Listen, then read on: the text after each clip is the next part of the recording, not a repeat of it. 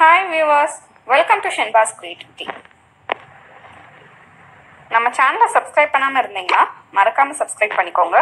பக்கத்துல உள்ள பெல் ஐகானை பிரஸ் பண்ணிக்கோங்க. இன்னைக்கு நம்ம தட்டை எப்படி பண்ணலாம்னு பார்க்கலாம். ஒரு சிலர் அரிசி மாவோட உளுந்த மாவு சேர்த்து பண்ணுவாங்க. ஒரு சிலர் உளுந்த மாவு சேர்க்காம பண்ணுவாங்க.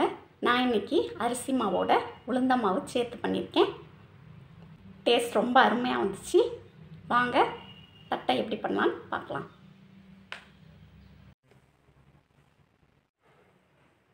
தட்டை பண்ணுறதுக்கு நமக்கு பச்சரிசி மாவு தேவை.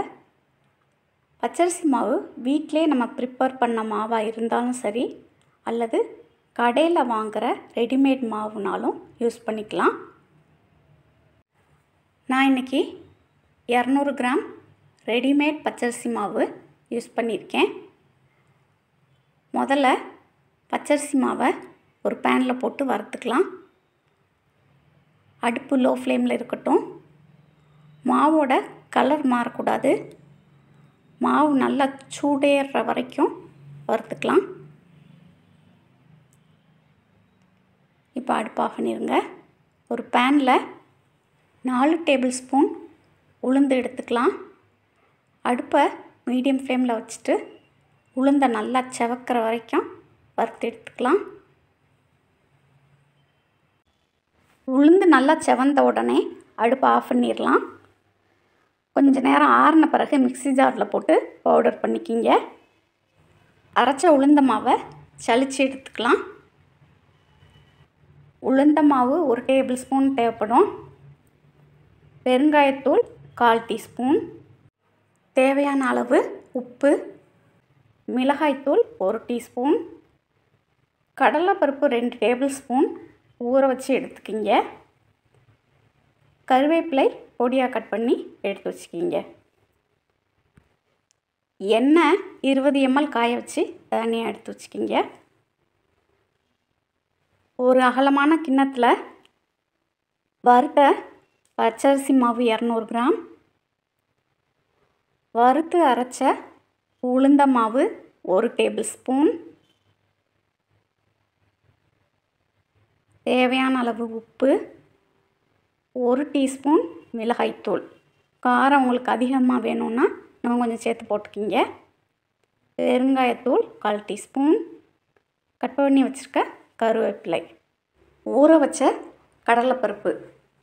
கடலைப்பருப்பு குறைஞ்சது 2 மணி நேரமாவது நல்லா ஊறி இருக்கணும். இதோட காய வச்ச எண்ணெயையும் சேர்த்துக்கலாம். தட்டை கிறிஸ்பியாக வர்றதுக்காக எண்ணெயை காய வச்சு சேர்க்குறோம். நல்லா மிக்ஸ் பண்ணிவிட்டு கொழுக்கட்டைக்கு மாவு பிடிப்போம்ல, அது மாதிரி பிடிச்சு பார்க்கணும். பிடிக்க வந்துச்சுன்னா நம்ம சேர்த்துருக்க எண்ணெய் அளவு போதுமானது. இது பிடிக்க வரல, அதனால் இன்னும் கொஞ்சம் எண்ணெய் ஆட் பண்ணிக்கலாம்.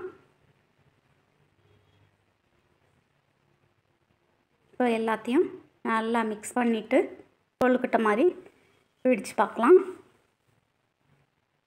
பிடிக்க வருது. எண்ணெயோட அளவு சரியாக இருக்குது. இப்போது தண்ணி கொஞ்சம் கொஞ்சமாக ஆட் பண்ணி சப்பாத்தி மாவு பதத்துக்கு மாவை சாஃப்டாக பிணையணும்.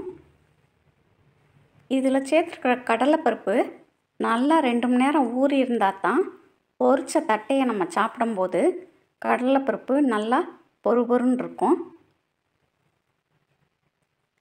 இப்போ இந்த மாதிரி மாவை நல்லா சாஃப்டாக பிணைஞ்சிருங்க.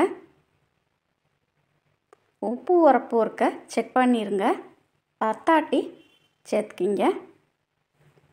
இப்போ மாவு கரெக்டான பதத்தில் பிணைஞ்சிருக்கோமா அப்படிங்கிறத செக் பண்ணுறதுக்கு கொஞ்சோண்டு மாவு எடுத்து உருட்டிட்டு உள்ளங்கையில் வச்சு இந்த மாதிரி தட்டினோம்னா விரிசல் விழுகாமல் ஷேப் நல்லா வரணும்.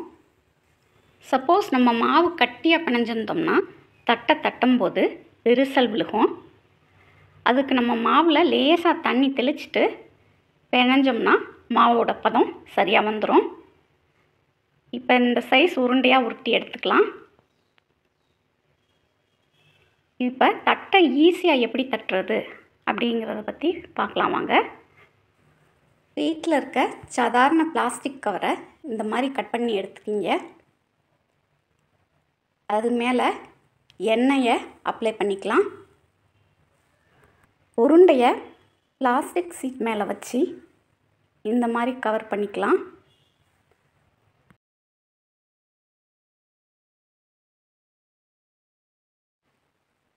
இந்த சைஸ் கிண்ணம் யூஸ் பண்ணி உருண்டையில் ப்ரெஸ் பண்ணோம்னா நமக்கு அழகாக ரவுண்ட் ஷேப் கிடைக்கும். ஒரு சிலர் கை விரலை யூஸ் பண்ணியே அழகாக தட்டை தட்டிடுவாங்க. நமக்கு எந்த மெத்தட் ஈஸியோ அந்த மெத்தடை நம்ம ஃபாலோ பண்ணிக்கலாம். இந்த மாதிரி எல்லா உருண்டையும் தட்டி எடுத்துக்கணும்.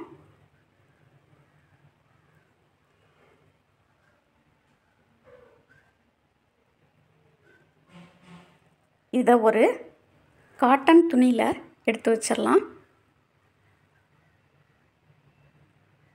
இந்த மாவில் எக்ஸ்ட்ரா வாட்டர் இருந்துச்சுன்னா இந்த காட்டன் துணி அதை உறிஞ்சிரும். அதுக்காகத்தான் இந்த மாதிரி துணியில் நம்ம எடுத்து வைக்கிறோம். இப்போ அடுப்பில் எண்ணெயை காய வச்சுக்கலாம். எண்ணெய் நல்லா காஞ்ச பிறகு ஒவ்வொரு தட்டையாக எடுத்து போட்டுக்கலாம்.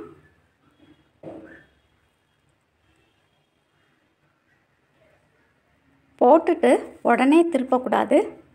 அடுப்பை மீடியம் ஃப்ளேமில் வச்சு கொஞ்சம் நேரம் வேக விடணும்.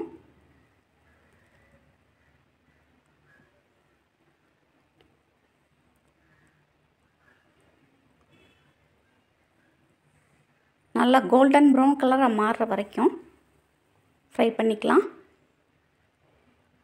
எண்ணெயோட சலசலப்பு சத்தம் எல்லாம் நல்லா அடங்கணும். அது வரைக்கும் நம்ம ஃப்ரை பண்ணணும்.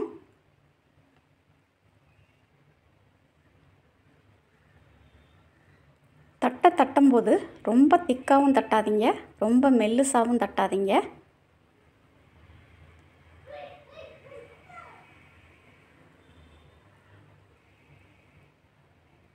இடையில திருப்பி விட்டுக்கிட்டுருங்க. இப்போ கலர் நல்லா மாறிடுச்சு. இப்போ எடுத்துடலாம். தட்டை அருமையாக ரெடி ஆயிடுச்சு. நீங்களும் இந்த ரெசிபி கண்டிப்பாக உங்கள் வீட்டில் ட்ரை பண்ணி பாருங்கள். தேங்க்யூ.